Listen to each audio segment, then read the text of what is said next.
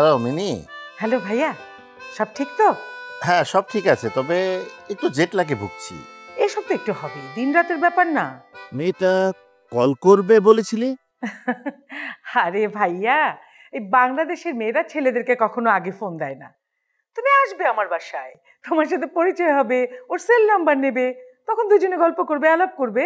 হ্যাঁ, সে না হয় করবো, কিন্তু বুঝবো কিভাবে is say interested are not? ভাইয়া রে, সব বুঝে নিতে হয়, বুঝে নিতে হয়। তুমি যখন ওকে ইনভাইট করবে, দেখা হবে, একটা আন্ডারস্ট্যান্ডিং হবে, তখনই তো দুজনের মধ্যে জানা বোঝা হয়ে যাবে। I think we need to talk first. We need to clear everything at the first place. ভাইয়া, নিরুর ছবি তোমার হোয়াটসঅ্যাপে পাঠিয়েছিলাম, দেখেছো তো নিশ্চয়ই? ভারী মিষ্টি। দেখেছি, তবে আমার কথা সব খুলে বলেছিস তো? সব কথা শুরুতেই বলতে নেই, সময়ের কথা সময়ে বলতে হয়, সময়ের কাজ সময় করতে হয়। Okay. Bye. এসব ক্ষেত্রে একটু টেকনিক্যাল হতে হয়।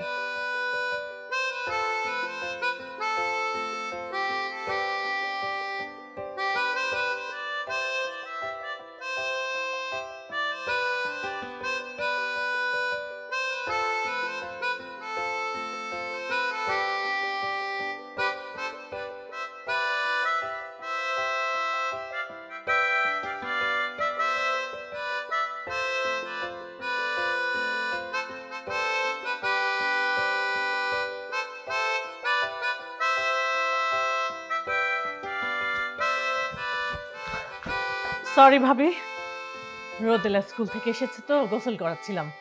বলেন। না না, ঠিক আছে, আমি বুঝতে পেরেছি। আমার খালাতো ভাই কায়সার ভাই 20 বছর পর বাংলাদেশে আসছে ভাবি। মানে হাতে বেশি সময় নেই, মাত্র 2 সপ্তাহ, গুনে গুনে 14 দিন। আমি কায়সার ভাইকে বলেছি নিরুর কথা, সেজন্যই রাজি হয়েছে। কিন্তু আমি নিরুকে কিভাবে বলবো ঠিক সাহস পাচ্ছি না। কিসের ভয় ভাবি? আমার খালাতো ভাই আমেরিকার সিটিজেন, ভালো চাকরি করে, অ্যাকাউন্টেন্ট, অনেক টাকার মালিক, গাড়ি আছে, টেক্সাসে বিশাল বড় বাড়ি আছে। হ্যাঁ, ওদের এজ গ্যাপটা একটু বেশি। আর ভাবি, মানুষের জীবনেই তো দুর্ঘটনা ঘটে। ভাবি, বিয়ের পরে কায়সার ভাইয়ের সমস্ত কিছুর মালিক তো নিরু হয়ে যাবে, গাড়ি বাড়ি যত ব্যাংক ব্যালেন্স আছে সব কিছুর। তারপর তো আমেরিকার সিটিজেন হয়ে যাচ্ছে, এরপর নিরু আপনাদের জন্য অ্যাপ্লাই করবে। আপনারা তখন কোথায় থাকবেন?